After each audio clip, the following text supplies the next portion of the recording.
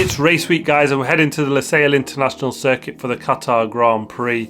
It's a fast flowing circuit, this one, with medium to high speed corners, and we've got that super long 1 kilometer straight down into turn 1 where we should see some brilliant action down into there. There's some big updates to this circuit since the last time we came here in 2021. They were handed a 10-year contract since then, and this is the first year of that contract. We weren't here in 2022 because of the FIFA World Cup, and since then, like I said, big changes, because before it was small pit garages mainly aimed towards the MotoGP, which have raced there for many years. But Formula One here now back, when they've got a massive new pit complex, haven't they? 50 garages for cars, more suited to the Formula One paddock now, with bigger and better facilities for the media also. There's also some changes to the track. The layout is going to remain the same. It's been newly resurfaced. Aside from that, though, they've added some an interesting concept now to avoid drivers with the track limit issues we've seen elsewhere. The FIA said they wanted gravel traps. The FIM for the motorcycle and MotoGP said actually that's dangerous, doesn't really work for them.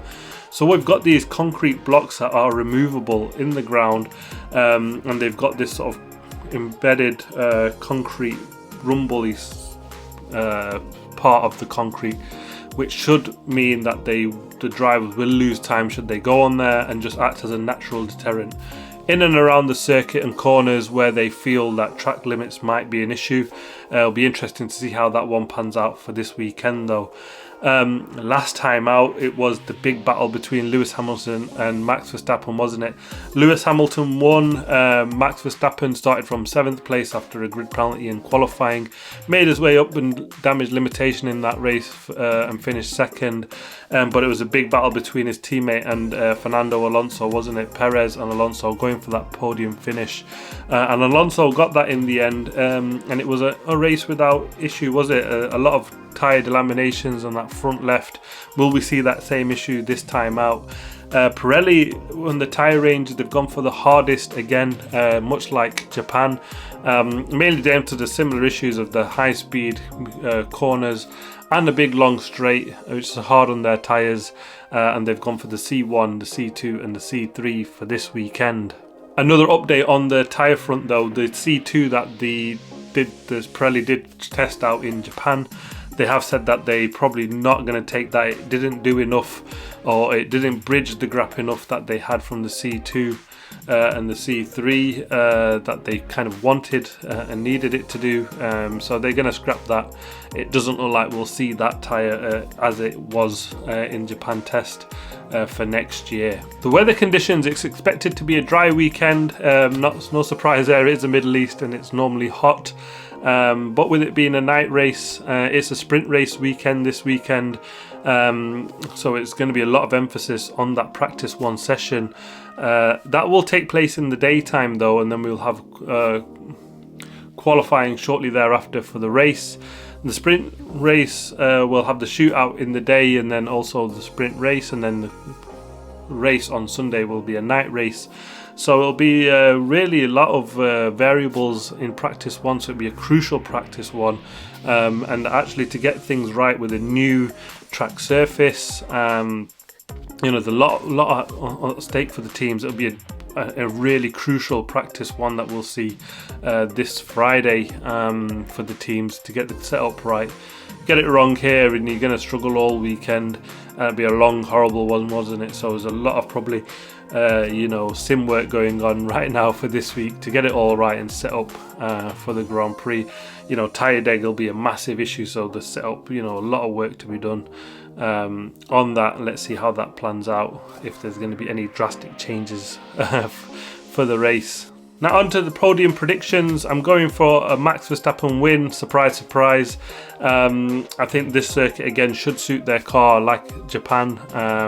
Nice fast flowing corners for them, and a big long straight to test out that big DRS for qualifying, and their power in that Honda engine's done really well, isn't it? They've performed brilliantly, the Red Bull team. But in and behind him, who's going to finish in that second place? And at the moment, I'm going for McLaren and Lando Norris to take that second place on the podium alongside Max Verstappen. And in third place, I'm stuck with this one because I was thinking, can we see Sergio Perez return to a bit of form and get the podium? He did race well here last season, didn't he? He did another recovery drive there as well. But I'm going to go for Ferrari, and I'm going to go for Carlos Sainz to take that third place podium. Mainly I think they should do better than they did in Japan, and take a fight to the McLaren a little bit more. And also I think the fast straight should help them a little bit on that. McLaren, that's where their weak point is, so anything they lose in the corners, they might make up down that straight. And a bit of resurgence for the Ferrari team, back on the podium for this weekend. It's a weekend again where I think the Mercedes, I expect them to struggle a bit more here this weekend. But you never know, because that second place battle has been absolutely mega between the top of them. And the big surprise for me this weekend, I went for Alpine last time out, didn't they? And that was a massive flop. But I'm going to go for Alex Albon in that Williams and that nice long straight. I'm hoping that they can do well. They've done well in the tight and twist. Well, not really tight and twist, but the high medium speed corners, haven't they? Like we've seen them do in Zandvoort elsewhere. So yeah, I'm going for Alex Albon, a return to form after that horrible Japanese Grand Prix and a double DNF. Surprise result, another P6 for Alex Albon for this weekend will be an absolutely mega result. To be fair, even if they get 8th and 9th place, some points for that Williams team this weekend will be brilliant, and try and secure that 7th place in the Constructors for them. Yeah, that's the podium predictions. Let's see how that one goes. It was an epic fail for me last time out in Japan, so I'm always a bit wary of that coming in for this. The latest news, the Andretti team have been granted that 11th place, or that 11th team spot available to them by the FIA. They just need to now hope that the F1 owners, the Liberty Group, agree as well. I think that will be like a collective team. So all the 10 teams might have a say in that. Let's hope that they get that, and it will be brilliant to see them on the grid. Rodin Cars, who also went for an application, theirs was rejected, and they kind of leaked that news a little bit early, didn't they, before the FIA came out and confirmed Andretti's position.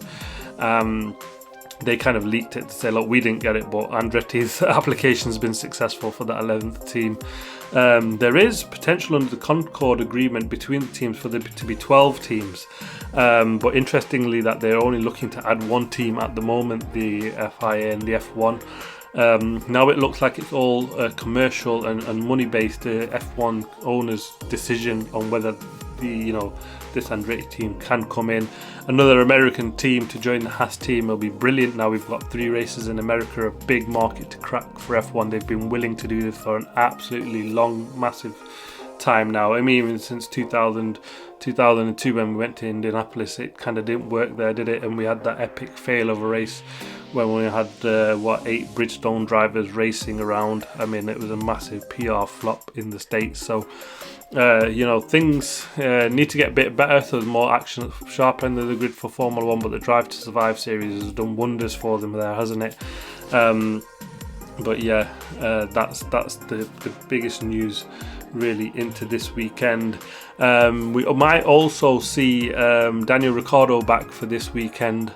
He's going some tests, and it'd be a late decision to see if he will take that seat from Liam Lawson, but it'll only be if he's fully fit, because now it's kind of confirmed in that seat for next year. There's kind of no rush really for him to come back in that for a race too early and just kind of not be fully fit and re-injure that hand and have more time out.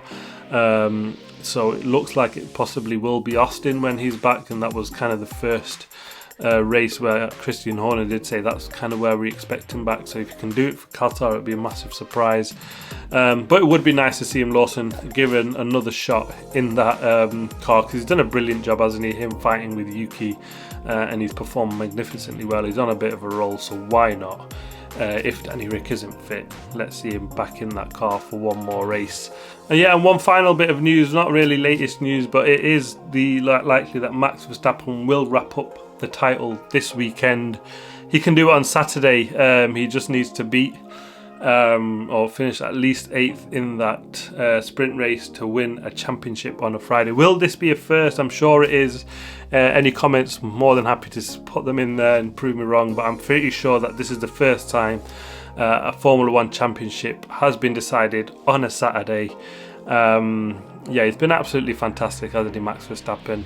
And it looks like a given he'll walk away from Qatar as world champion. If it doesn't happen in the sprint race, it's more than likely to happen in the race. I think he needs just an 8th place finish as a minimum in the race. If it doesn't happen, nothing happens for him on sprint day. But yeah, if you can pull it off on sprint day, that'd be an absolute brilliant first, isn't it? Won a world championship on a Saturday, feet up on a Sunday for the race. I mean, it's just how magnificent he has actually been in that car. I know he's got a lot of critics, but to be fair, you've got to give him his respect and his dues, because he's done an absolutely fantastic job. But yeah, there we have it. It'll be a fantastic race weekend. It's a long one, isn't it? Sprint action starts Friday, qualifying for the race, and then sprint day Saturday, Sunday. Yeah, watch out for the qualifying review on Friday. Thanks for watching. Please like, subscribe and comment as always, and I'll see you in the next video.